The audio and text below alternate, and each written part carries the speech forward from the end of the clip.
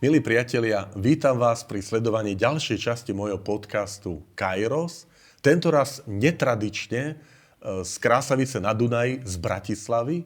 A to kvôli tomu, že naše pozvanie do tejto relácie prijal naozaj výnimočný hosť, básnik, prozaik, aj maliar, pedagóg, človek naozaj s mimoriadnym citom a fantáziou pre slovo. A to je pán Daniel Hevier. Vítajte. Dobrý deň, ďakujem za pozvanie. Je to pre mňa veľká česť aj potešenie. Aj pre mňa, lebo je to milé, keď môžem sa stretávať s takými vzácnymi ľuďmi a majstrami slova, lebo ja mám rád Bibliu a v Bibliu hovorí, že aj svätý Ján hovorí, že na počiatku bolo slovo, takže to slovo nás stále oslovuje. A Ježiš mal tiež také podcasty, ale také živé. Také reálne, áno, bez kamery. Pán Hevier, poďme teda po poriadku. Ja som sa dočítal, že vy ste sa narodili v Bratislave, ale že ste detstvo a tú mladosť, základnú a strednú školu prežili v Prievidzi. Tak nám to trošku priblížte. Tak je to ako dneska, lebo teda otec s mamou sa stretli v Bratislave, tu mali sobáš, tu som sa narodil. Tuto dokonca bývali nedaleko na Kapitulskej po všelijakých privátoch studených a to boli 50. roky. Tiež neboli bytí, tak ich to prestalo baviť a povedali si, že idú hľadať nejaký kraj, kde sa teda dá bývať vo svojom. No a vrátili sa vlastne do rodného kraja mojej mamy, ktorá je od Prievidze. Takže tam sa potom usadili, lebo to bolo banické mesto, sa rozvíjalo, boli byty. A tam som teda strávil detstvo, strednú školu, vysokú školu. Som už chodil sem, ale dochádzal som za rodičmi, kým žili. A teraz už keď idem do môjho druhého rodného mesta, už niekedy musím bývať v hoteli, čo je ten najsmutnejší zážitok, ktorý nikomu nedoprajem. A to prečo, že v hoteli? Lebo nie je tam ten rodný. Tak lebo nemám komu, síce ma občas volajú kamaráti k sebe, alebo už si hľadám nejaké malé penzióniky, ale prvý raz, keď som spal v hoteli, vedľa, alebo okolo ktorého som chodil desiatky rokov, akože to je hotel pre tých cudzincov, čo tu len prídu a zrazu ja som bol ten cudzinec. Ale dotknem sa toho, že to detstvo je vo veľmi z takého historického, tých politických súvislostí ťažká doba. Vy ste sa narodili naozaj do hlbokej totality. Aké sú spomienky na detstvo vzhľadom aj na to také pochmúrne obdobie komunizmu? No tak 55. roky, teda 55. rok, keď som sa narodil, to už bolo také uprostred tých 50. rokov, ale... To bolo po smrti Stalina a Gottwalda. Toho som sa nejako, samozrejme, ja nezúčastňoval, lebo som vôbec nevnímal. Pre mňa bolo dôležité, aby som sa mal kde hrať a behať a k rieke chodiť a mať kamarátov. Ale potom, teda ja aj hovorím, že som dieťa 60. rokov, lebo už tam som začal trošku vnímať svet, aj to, že chcem byť nejaký umelec. No a 60. roky bol naozaj taký odmek, kým nás nesekli po hlave Rusi, ktorí do Prievidze priamo neprišli do mesta, ale videli sme tanky a obrené transportéry nad Prievidzou, ako sa tam plazili ako také chrobáky kovové. Takže, no a potom sme samozrejme prežívali už tu, ja tomu hovorím, nenormalizáciu, lebo aj môj otec už išiel potom do kanála a mama z postu zástupkyne riaditeľa školy išla na učiteľku. Nechcem povedať obyčajnú učiteľku, lebo učitelia nie sú obyčajní. Všetci sú neobyčajní, ale teda... A do toho bolo, že Dano mal ísť na príjmačky na strednú školu, na vysokú. Ustrachaná mamka sa bála, tak mi zakazovala chodiť do kostola. My sme normálne mali doma také akože konflikty, že v nedeľu bol vždy výsluch, že kde som bol. Hovorím, že na pive. A nie, ty si bol v kostole.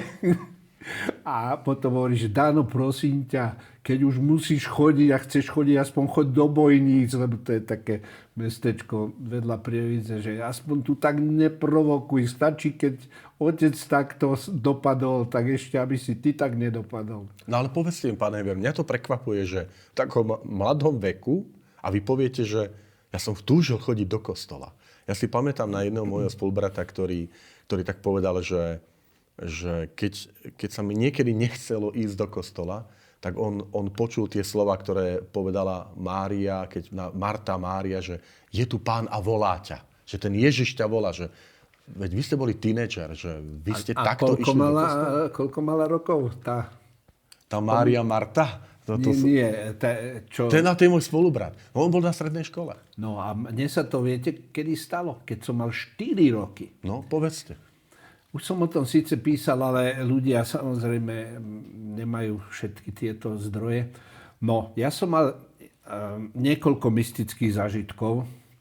Znie to tak trošku akože tak new ageovo, ale naozaj, že keď som mal, ja tak dedukujem, že mohol som mať 4 roky. A zrejme som ešte nechodil do školy.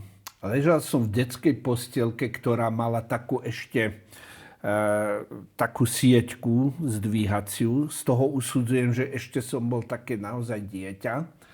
A počul som taký apel, taký hlas, také poznanie, že Boh je a tvoja duša je nesmrteľná. Toto som dostal. Tak s takýmto vyzvaním ťažko akože človek potom sa stane ateistom alebo niečo, že je takým ľahostajným. Takže mal som to samozrejme aj v rodine, aj v tom príklade môjho otca, ale mal som to v sebe. Mne už nikto nemusel nič vysvetľovať, ja som to dostal ako také možno nezaslúžené požehnanie, takto pekne na tácke, že pozri, takto to je. A to obdobie toho dospievania, to detstvo, mladosť je aj taká, že celkom prirodzené, že sú tam aj také partie tých mladých, ktorí sa okolo kostola, tak okolo kňaza, tak združovali ministranti, zbor. Ja si to tak pamätám z mojej mladosti, že mali ste aj vy také partie, že sme ministrovali, alebo išli sme za kňazom, alebo sme tú vieru tak spoločne možno prežívali? Toto nie. My sme boli takí samotári. Otec, hoci mal problémy skrz vieru, lebo to sa vedelo, že chodí do kostola, aj to bol jeden dôvod, prečo potom vyhodili z toho postu ako vedecký pracovník s doktorátom, mal titul PhD, čo vtedy nebolo celkom bežné, tak aj to bol jeden dôvod, prečo teda sa ho zbavili. Ale my sme boli skôr takí, akože neboli sme ani v nejakých štruktúrach tajnej cirkvi, takí samotári. Občas niekto doniesol nejaké knižky z Ríma, čo sa o Donovi Boskovi sme čítali knihy, alebo bol taký časopis, že Hlasy z domova misií. Áno. To tak niekto vždy doniesol a my sme to zazdávali ďalej. Ale ja som nemal nejaké také kostolné priateľstva. Možno, že skôr tak, ako že sme sa tak navštevovali rodiny, ktoré sme vedeli, že taká miestna inteligencia, že pán doktor, potom pán psychológ, naši učitelia, že sme tak vedeli o sebe, že títo sú veriaci. No, trošku sa posuniem, lebo ja som vás predstavil najmä ako básnika, prozaika, spisovateľa, že zrodil sa ten spisovateľ už tam, kde si v tom detstve? Vo vašom vnútri? Určite, ale nebol to iba spisovateľ, pretože mne iba nestačilo byť literát, čítať knihy alebo písať knihy. Ja som chcel aj malovať, ja som chcel aj hrať v kapele, aj divadlo hrať, takže všetko dohromady som to bral ako, že to je jedno také médium a to mi ostalo dodnes. Ničomu sa nevenujem poriadne, z každého rožka troška. Má to svoje výhody, aj handicapy, má to svoje aj opodstatnenie, aj také obmedzenie, ale teda beriem sa, že som taký ako taká tetralógia je to vlastne. Taká akože štyri druhy umenia sú pre mňa rovnocenné. Ja som sa dočítal, vy ste to o sebe aj povedali, že vy sa tak cítite práve vďaka tej komplexnosti, že vás láka naozaj každý druh toho umenia, že taký renesančný človek. Môžete nám to trochu približiť? To mi hovoria, ja sa necítim, lebo to znie tak vznešenie. Ale s touto renesanciou, čo bolo také naozaj zlaté obdobie aj umenia, aj kultúry, mám jedno spoločné, že oni sa necítili ako umelci, oni boli remeselníci. Proste aj ten Michelangelo, alebo Leonardo, alebo Rafael, všetci boli takí robotníci. A to sa ja cítim, že som taký robotník slova, robotník piesní. A potom, že však to bolo úplne prirodzené, že tam vtedy nejaký ten umelec, sochár, tak skladal sonety, tancoval, hral divadlo, spieval. Takže čo vieme z dejín umenia, ktoré som potom študoval, tak to bolo také bohaté, plodné obdobie. Vy ste maturovali 1974. Tak. Ja som mal vtedy 1 rok, tak to je trošku... Máš po pivo. Áno, to určite, ten rozdiel. Ale dáme si vodu. Áno, ale to po to pivo aj prídem niekedy rád. Chcem sa spýtať takúto vec, že už to bola tá doba tej normalizácie, alebo nenormalizácie, ako ste to nazvali. Možno táto otázka znie ako klišé, ale v tej totalite ma to tak zaujíma, že sa to hovorí, že ako si zachovať tú slobodu uprostred tej totality, že vám sa to ako darilo? Vy ste to aj vnímali, že je tu ten vonkajší tlak a tá nepriazeň nielen voči náboženstvu, ale vôbec voči občianskej spoločnosti, nejaké ľudské práva, to všetko potierané, ale tá duša potom asi túžila, že vedela, že toto nie je normálne. Tak ja som mal príklad v tom svojom otcovi, ale aj v mame, ktorá zase, ona bola veriaca, ale fakt sa bála, učiteľská dušička, a to boli aj jej kolegyne, ktoré boli dámy, ženy z veriacich rodín, ale všetci sa tak pretvarovali. Takže som sa tak nejako naučil v tom hýbať, že som si dal isté hranice, že povedzme, nikdy do komunistickej strany to nepripadalo do úvahy. Potom nikdy nejaké oslavné ódy na stranu, na Sovietsky zväz, nejaké protiimperialistické výlevy, že dal som si také ako hranice a mal som jedno šťastie, že najmä potom, keď som už prišiel z vojenčiny a som si založil rodinu a teda ostal som na voľnej nohe, že na mňa nemali vlastne tie páky ako na kolegov, ktorí boli zamestnaní v všelijakých médiách alebo učili, že ja som bol vlastne v slobodnom povolaní doslova a nemali ma ani ako poslať na, to sa volalo VUML, Večerná univerzita marxizmu, leninizmu, ani ma do strany nemohli natlačiť, že keď budeš v strane, tak budeš šéfom oddelenia alebo neviem čo, redakcie. Takže a potom som asi nikoho nezaujímal. Lebo ja som si písal svoje pesničky pre deti, básničky a to nebolo až tak sledované ako nejaké romány alebo próza nejaká taká významná. Takže bol som pre nich taký dosť nevýrazný a nevýznamný a tak som nejako si uchoval tú svoju vnútornú slobodu a integritu. Spýtam sa jednu kuriozitu, vy mi ju potvrďte alebo vyvráte. Ja som bol farárom v Kežmarku predtým, než som sa stal biskupom. A ja som niekde počul takú anekdotu, že vy ste boli na literárnej súťaži v Kežmarku. Áno, to sa volalo Literárny Kežmarok. A že tam ste aj vyhrali a dostali ste právo, myslím, publikovať. Áno. A že ste to vybavili na toalete? Také, no. Bolo to také málo vznešené, lebo to zákulisie literatúry nie je také vznešené, ako sa to ukazuje potom vo filmoch, tých farebných veľkofilmoch, ako sa taký umelec trápi a aké je to všetko, tie múzy. Tak ja som naozaj ešte ako z gymnázia tam poslal nejakých 15-16 ročný som tam poslal básničky. Volalo sa to Literárny Kežmarok a potom sa to premenovalo na Volkrovú Polianku. Lebo to bolo aj v Tatrách, sa to odohrávalo. No a potom nás tam pozvali, tých vybraných autorov, a tam bol redaktor zo Smeny, pán Gerboc, ináč zo Sniny, krajan, tak on mi tak, keď sme si tam umývali zuby a tá pena a holé pupky, tak mi povedal, že Dado, nechceš vydať u nás knižku?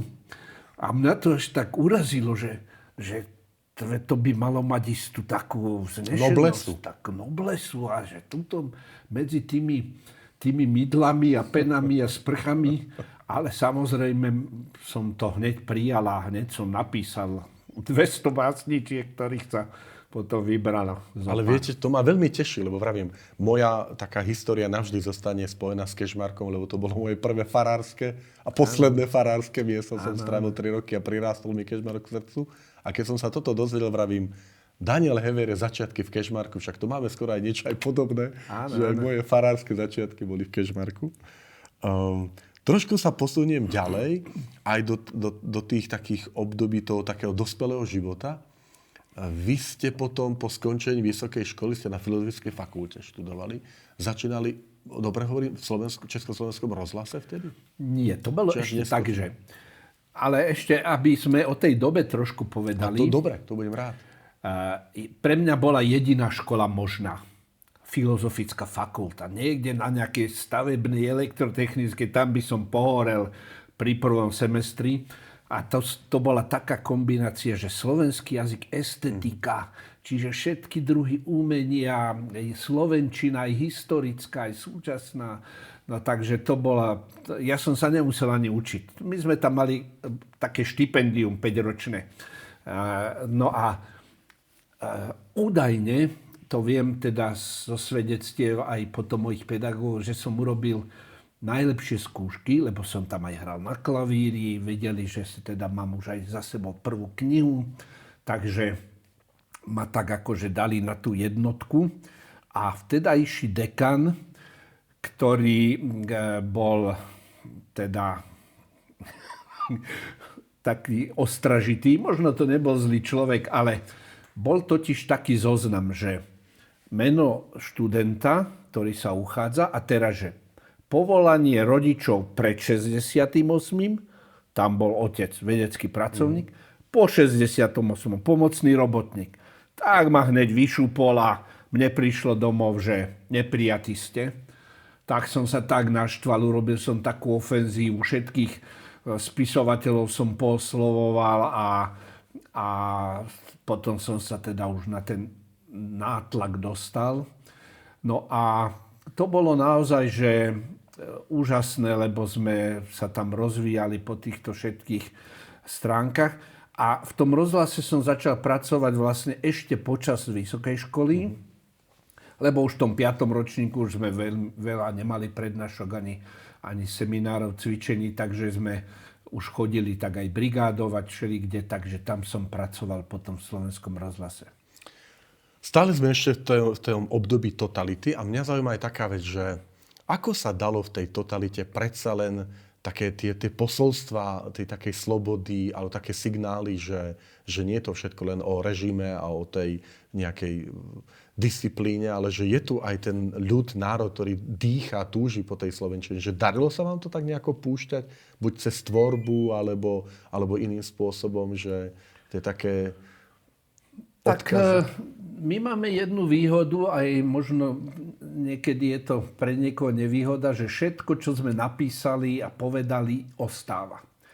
Čiže ja si tak spätne v mojich archívoch v hlave listujem, že je niečo, za čo sa hanbím. Nenachádzam tam nič také, ako že by som niečo odvolával, nejakú knižku, ako boli autori, ktorí potom sa zriekali svojich diel, či už socialisticky, alebo práve naopak Vojtech Mihalík bol veľmi začínal s katolickou modernou a potom sa o to musel dištancovať, alebo chcel sa dištancovať. Takže toto je u mňa vyriešené, že všetko je svedectvo. Keď mi dneska niekto by aj niečo povedal, že som publikoval v tom čase, hovorím, pozri si, čo som napísal, pozri, tu sú moje knihy, čo by som nemohol podpísať aj dneska. Takže naozaj som nejako sa usiloval, písal som angažované básne, lebo vtedy to bola taká akoby, že dobová požiadavka, ale aj keď som písal o robotníkoch napríklad, tak to bolo vlastne o tom mojom otcovi. Takže zvonku to vyzeralo, že píšem ódu na robotnícku triedu, ale vlastne som napísal o tom, ako môj otec ide na nočnú a išiel niekde robiť výkopy alebo asfaltovať a ja som ostal doma a som to bol v duchu s ním, že rodina je bez otca, alebo je na šichte. Takže takéto básničky som asi 4 napísal a to sú moje také tie robotnícke angažované básne. No, viackrát ste spomenuli iste aj maminku, ale aj toho otca, že môžete tak povedať, že naozaj, že ten otec tam bol dôležitý, aj ste hovorili ten jeho príklad, aj viery, aj nezlomnosti, že radšej šiel potom naozaj do tých kanálov, teda do výroby, ako sa povie, že bola to tá osoba, ktorú v detstve naozaj, aj teraz možno keď spomienky, že sa k nemu stále vraciate? Určite a vraciam sa k nemu, čím som starší, už som ho vekom prerastol, alebo už som starší o 10 rokov ako on, keď odišiel.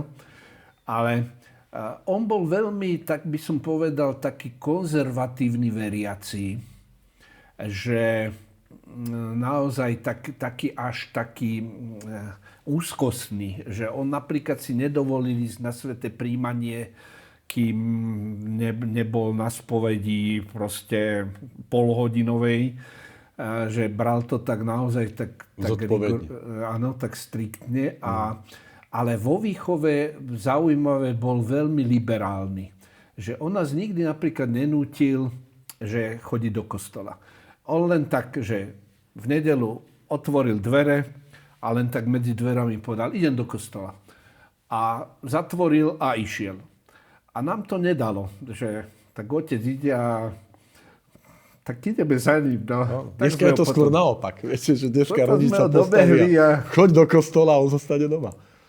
Potom sme ho dobehli a už sme tam teda išli spolu. Postúďme sa. Mňa tak zaujala taká vec, že vy ste mali 34 rokov, keď prišla zmena, teda pád totality, 89.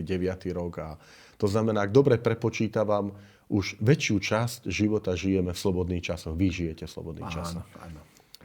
Aké je to žiť v slobodných časoch, keď porovnáte, že vy ste tých 34 rokov dobrého detstva a mladosti prežili v tej totalite, že čo tá sloboda nás učí? Žijeme, už bude pomaly 40 rokov odtedy, od 3 roky. Čo vám hovorí tá, poviem, demokratická spoločnosť alebo ten život tej slobode? V prvom rade cítim veľkú vďačnosť. Samozrejme, bol to taký celosvetový pohyb, lebo Slováci to ani nezačali. A sme to možno tak na chvoste, tak opatrne dovršili, alebo teda z tých posledných, teda Čechoslováci, vtedy ešte.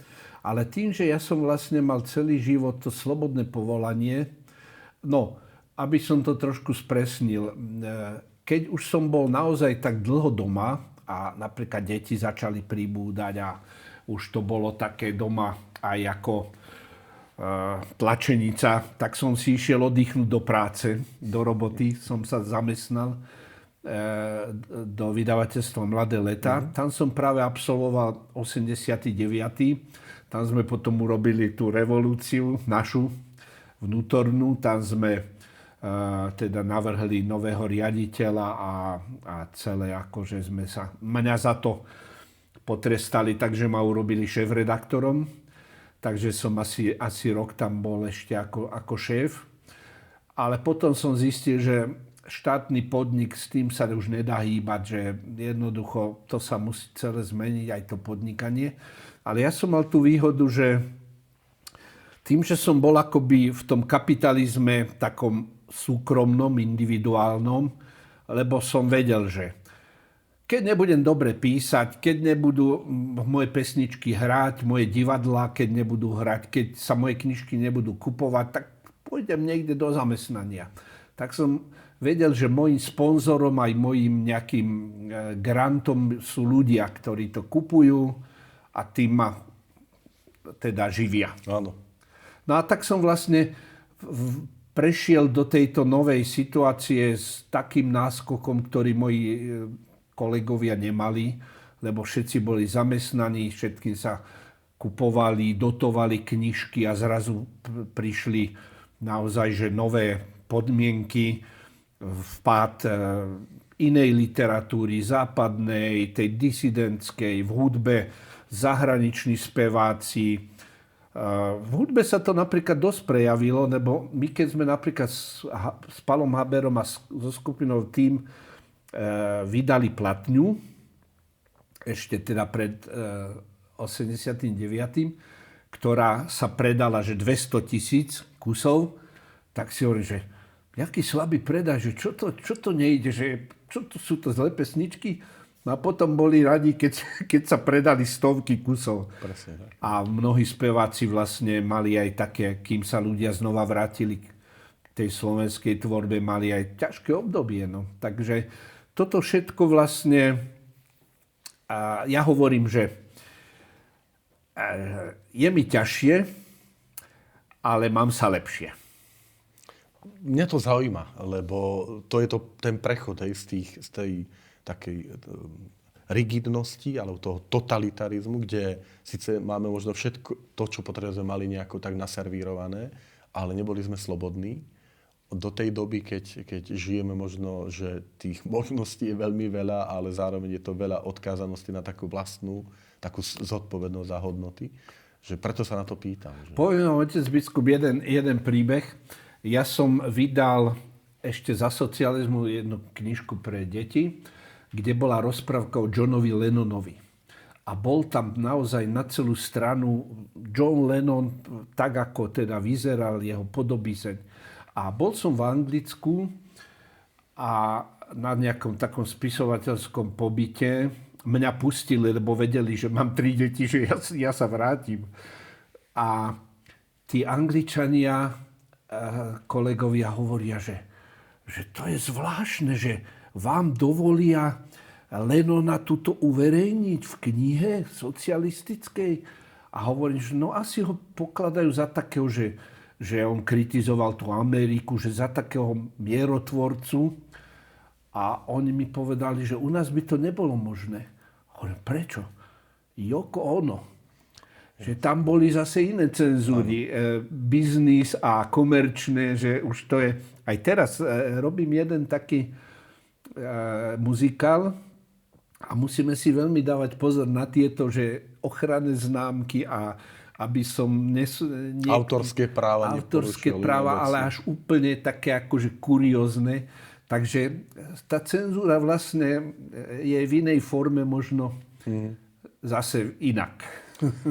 Vy naozaj máte širokú tvorbu, aj pre dospelých, aj muzikály, ale mňa trošku aj to zaujíma, že ste známi aj tou tvorbou pre deti, alebo pre tú mladšiu generáciu, že prečo práve táto generácia to bola? Že kde ste tam našli tú cestu, že chcem aj tomu mladému čitateľovi venovať svoju tvorbu? Bola to túžba ako pedagóga, že ich čo musí viesť, učiť? Nie, dokonca to nebola ani vlastná skúsenosť, lebo ja som pre deti začal písať, keď som z vlastného detstva odchádzal. Hneď ako som teda sa tak rozbehol, tak som chcel byť aj textár, čiže aj pesničky som robil, aj pre dospelých, aj poviedky, aj román, aj pre deti. Mal som 17 rokov a písal som aj pre deti, a kým som teda vlastné deti nemal dlho. Bolo to také možno, že moje taká nenasytnosť, že chcem robiť všetko. Prečo by som práve vynechal tvorbu pre deti. Potom druhá bolo, že bola v tom istá taká sloboda, väčšia sloboda, taký lepší azyl, lebo predsa len, že pre deti tam je hra, sú slovné hry, fantázia. Tam to až tak nie je ako OKT, nejaká ideológia. A po tretie príležitosti, že ja som mohol vydať jednu zbierku básni za rok, ale knižiek pre deti som mohol vydať 3, 4, 5, lebo pre malé deti, pre staršie deti, pre puberťákov. A tak sa to vlastne, možno, že tieto 3 vplyvy spojili, že som písal pre deti. Ale mám taký pomer, že 60-40, že asi 60% mám pre deti a staršie deti a 40 pre dospelých. Ja to využijem, lebo možno, že tento videopodcast pozrú si aj mladí ľudia. Ako sa vy pozeráte dnes na tých mladých ľudí, tých tínedžerov? Vy ste sám, ja som sám tým prešiel. Niektorí lámu nad nimi palicu, že to je hrozné. Iní konštatujú, teraz som počúval v rozhlase, že 3 zo 4 mladých ľudí chce vycestovať zo Slovenska, nevidí tú budúcnosť. Ako sa Daniel Hevier pozerá na mladých ľudí dnes?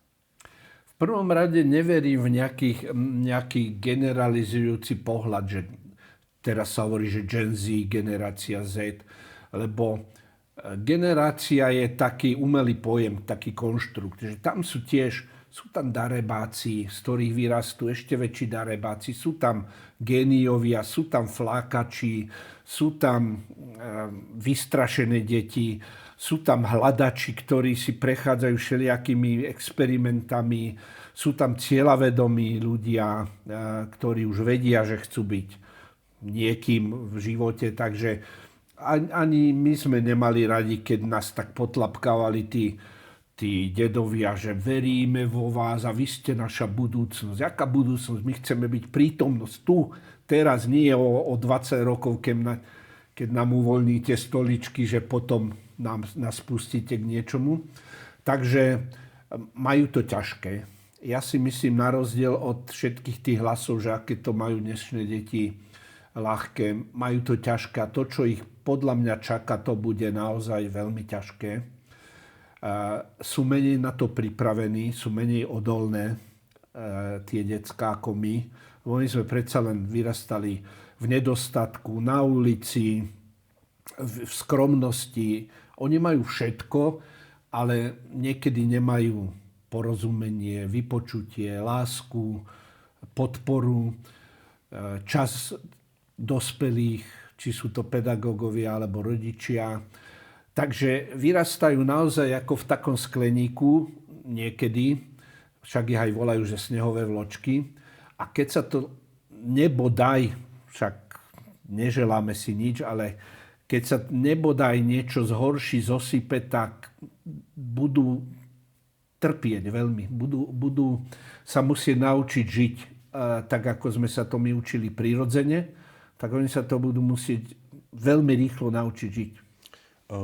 Predsa však ale spýtam sa takúto otázku, že keď sa na tých mladých ľudí pozrieme, z vášho pohľadu, čo im v dobrom môžeme závidieť, že oni toto majú, že naozaj táto generácia je týmto obdarovaná a my sme to nemali. Že čo také pozitívne vieme o tejto generácii mladých ľudí povedať, že poviete, toto je zaujímavé na nich. Taká banalita. Ja som vlastne maturoval síce z angličtiny, ale ma tam učili všelijakí teda aj nekvalifikovaní ľudia a preto som sa nikdy nenaučil dobre po anglicky. Oni majú bežné ako možnosti, že vedia po anglicky, vedia cudzie jazyky, nie 1, 2, 3. Majú možnosti štúdia, majú možnosti pohybu, toto áno. Majú niekedy, je to na škodu, taký výber, že my sme boli vďační za každú platňu, ktorá vyšla a hneď sme to kupovali. Oni keď prídu do akéhokoľvek obchodu alebo e-shopu, tak majú tam takú záplavu, že niekedy z tej bezradnosti si vlastne nedokážu vybrať nič. Takže toto možno, že majú tú výhodu, že pre nich je úplne prirodzené, že idem do Londýna, idem do Ameriky, idem do Kanady na také štipendium, na takú brigádu, na také zárobky a to my sme samozrejme mohli iba snívať. Takže v tomto to bolo pre nás ťažšie a to je pre nich úplne samozrejmosť. Chcem sa dotknúť ešte jednej témy a to je manželstvo, rodina. Vy ste si svoju Marušku, tak sa volá pani manželka, myslím, že spoznali na vysokej škole?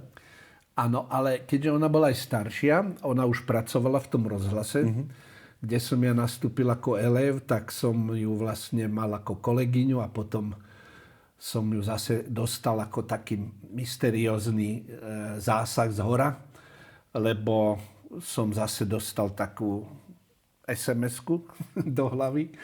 Toto je tvoja žena a už v živote ju nemôžeš opustiť. A tak ste to jej aj povedali, že keď ste sa tak zapáčila a počuli ste ten taký hlas, že toto je tvoja žena, že ste povedali? Potom som jej to už povedal, áno. Ale najprv ste museli dobíjať jej srdce, predpokladám. Nie. Išlo to. Išlo Pán to Boh a sa bolo to postaral. také krásne, že sme sa stretli na prvý jarný deň. A to je tiež skoro ako poviedka, ako keby to bolo vymyslené.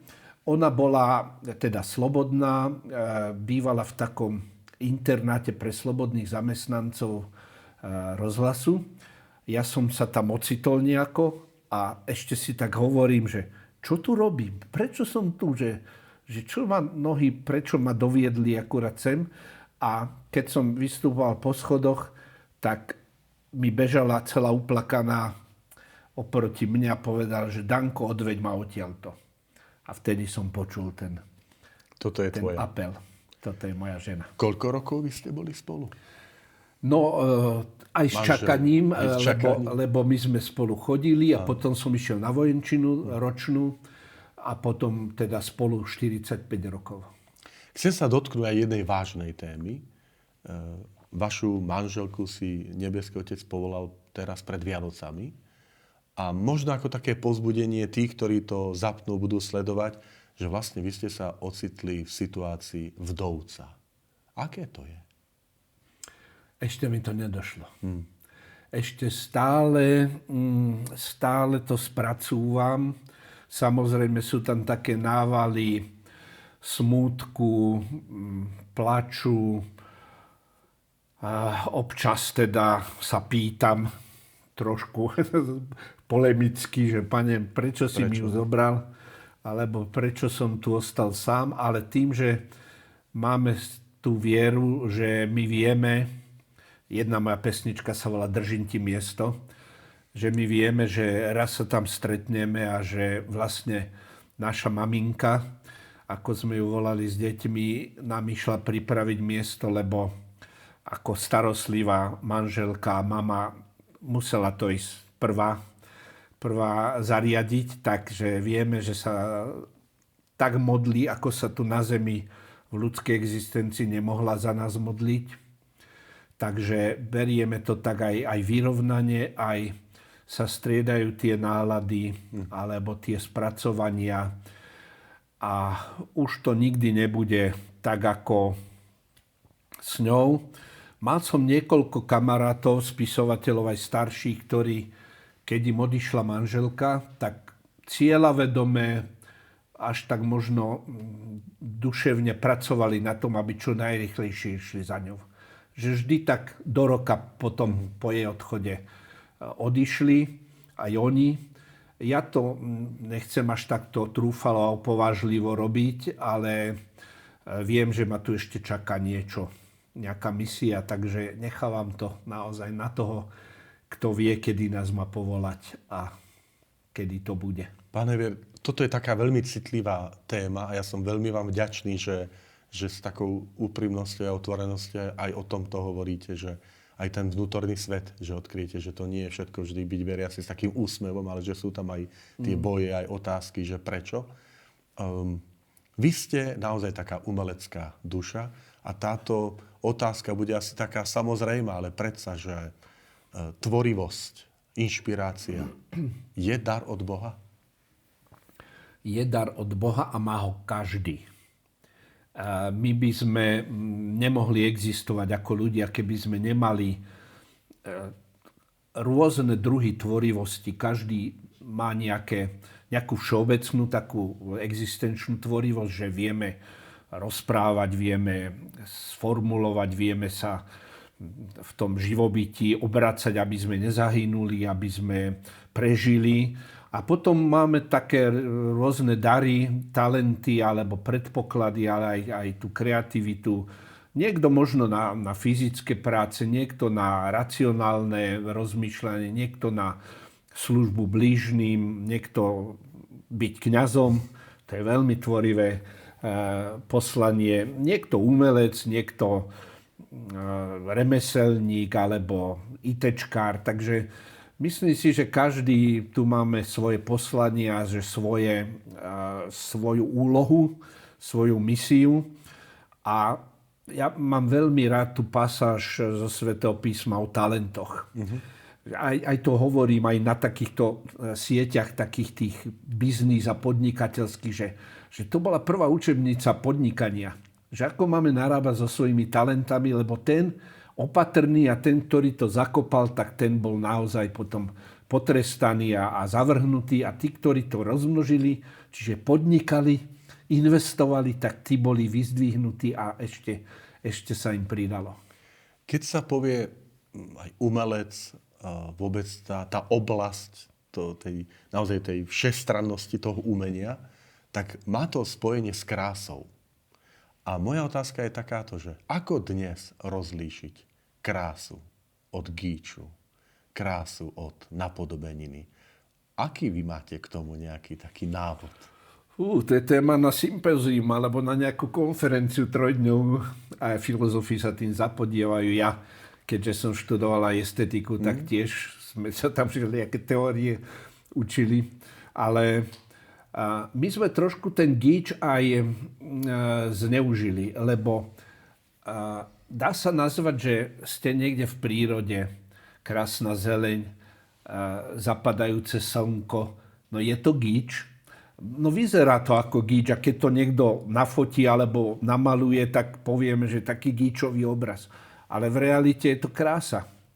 A ja teda krásu vnímam nielen vonkajškovo, že pre mňa napríklad je krajšia nejaká starena alebo vráskavý bezdomovec, starec, alebo teda človek, na ktorého tvári vidno ten jeho dramatický alebo neľahký osud, ako nejaká vystajlovaná alebo umelo urobená kráska alebo model. Takže vyslovene, ako mám rád takú krásu, takú naozaj, že prírodzenú, alebo takú krásu, za ktorou je možno aj tá drsnosť života, alebo tá špina života v tom dobrom slova zmysle, lebo človek sa zašpiní aj pri robote a niekedy môže mať človek akýkoľvek oblek,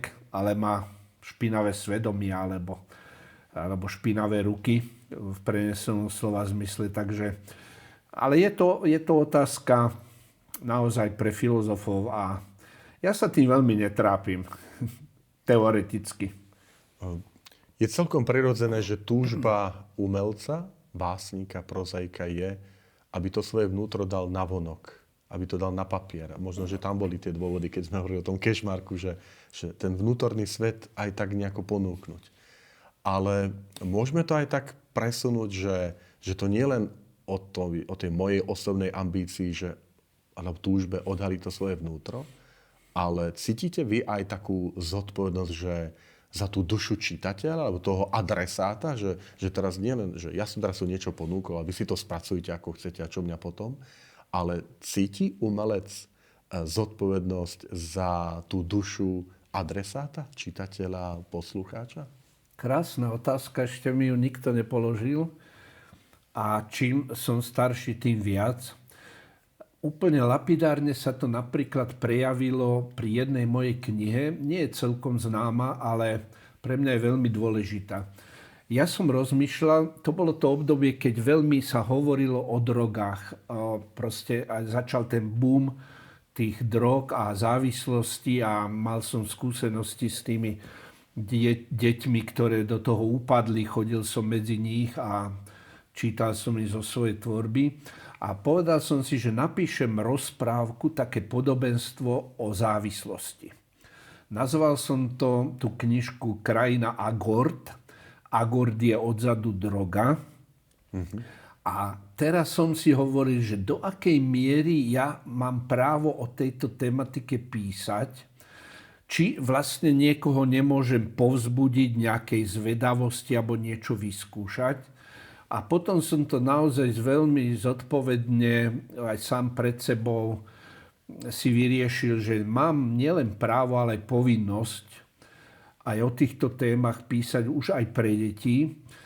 A teraz napríklad idem písať knihu o šikane alebo napísal som niekoľko aj básni alebo rozprávok o smrti, o odchode človeka, o klamaní, o klamstve. Čiže aj tieto negatívne, že či máme právo o tom hovoriť. A tak som si to vyhodnotil, že naozaj veľmi citlivo a s veľkou takou pokorou a obozretnosťou, že o tom naozaj, že sa dá rozprávať o čomkoľvek, aj o láske, aj o telesnej láske, aj o rodení alebo vzťahoch medzi mužom a ženou.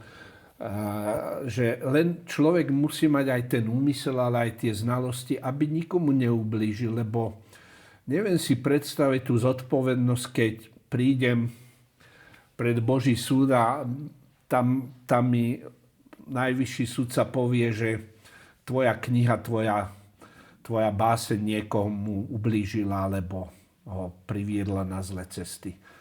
Hoci si myslím, že literatúra nemá až takú zlú moc, že by niekoho úplne priviedla k niečomu negatívnemu. Aj keď kdesi som čítal, že to je to riziko, že keď sú tie také, poviem, hriechy, že niečo ukradne človek, tak ublíž tomu konkrétnemu človekovi, alebo ho udrie.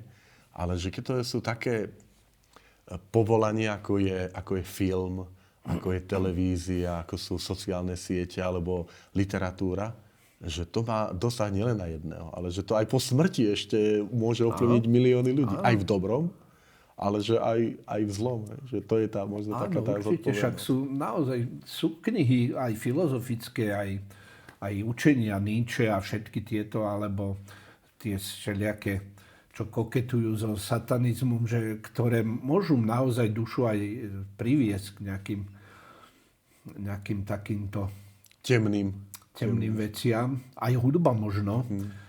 Takže, ale to je asi všetko. Aj dokonca veľa ľudí mi hovorí, teda keď už som vo vašej spoločnosti, že ja som prestala veriť kvôli nášmu farárovi, lebo mi niekedy necitlivo povedal pri spovedi niečo a to aj ja často počujem. Už teraz ako biskup, že viete, pán biskup, ale tí vaši farár, tí vaši spolubratia, keby... Že máme veľkú zodpovednosť, no.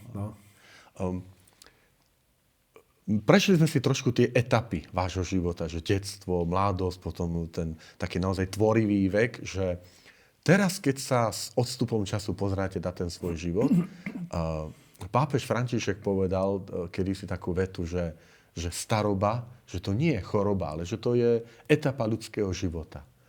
Ako sa pozeráte teraz na ten terajší, ten svoj vek, aj tie roky, ktoré vám Pán Boh doprial, že v čom je to možno taká krása tohto veku v porovnaní s tými predchádzajúcimi? Lebo všetci pozrieme na tú mladosť, že tam je to krásne, keď je mladá postava, pekná tvár, alebo úspešný človek, kde si v tých 30-tník, 40-tník v tej plnej sile.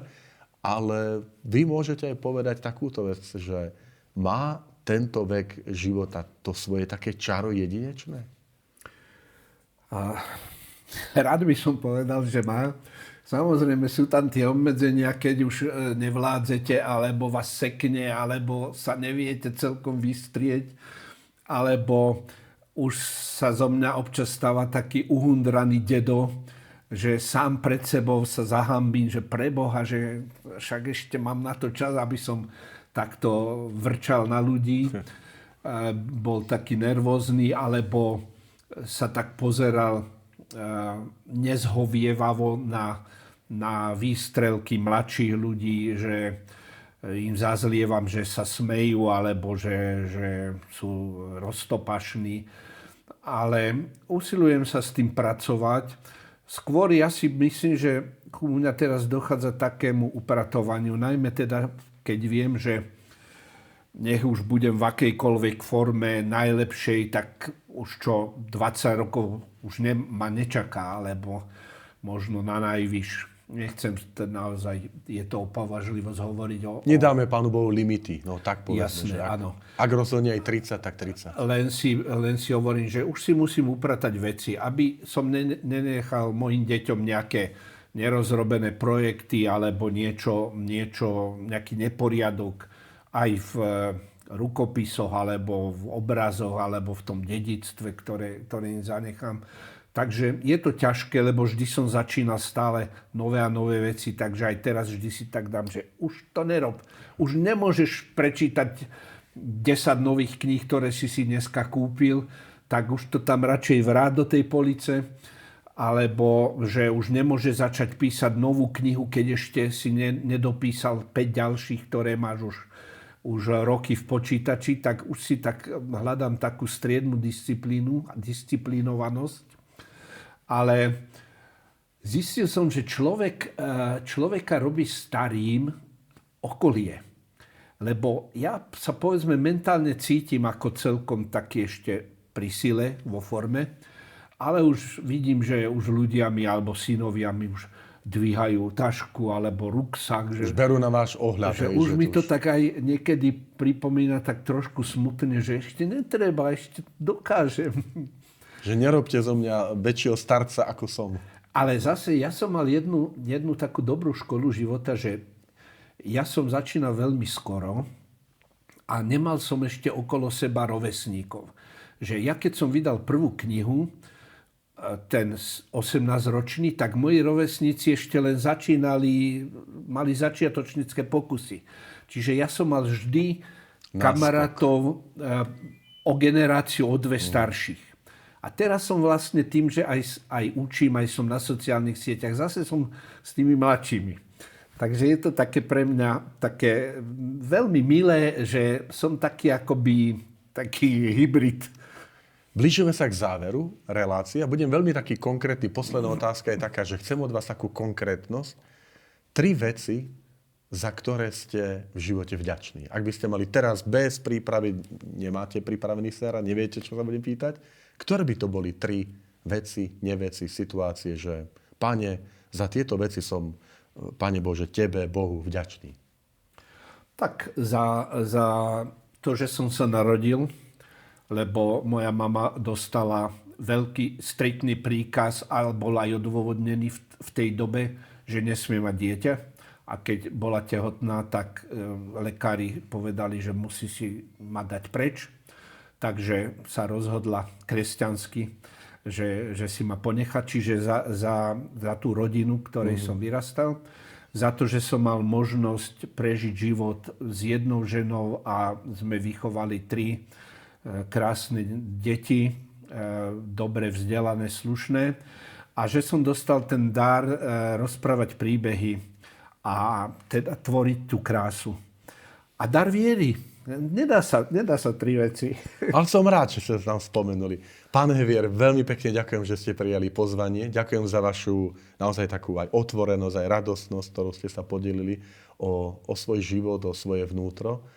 A naozaj vyprosujem vám ešte veľa radosti, veľa tvorivosti. Ďakujem pekne. Aj toho usporiadania. Radosť sa stalo. Milí priatelia, milí diváci, ďakujem, že ste nás sledovali. Verím, že aj tento rozhovor s naším hostom bol pre vás inšpiráciou, podnetom a teším sa, že sa opäť uvidíme o mesiac.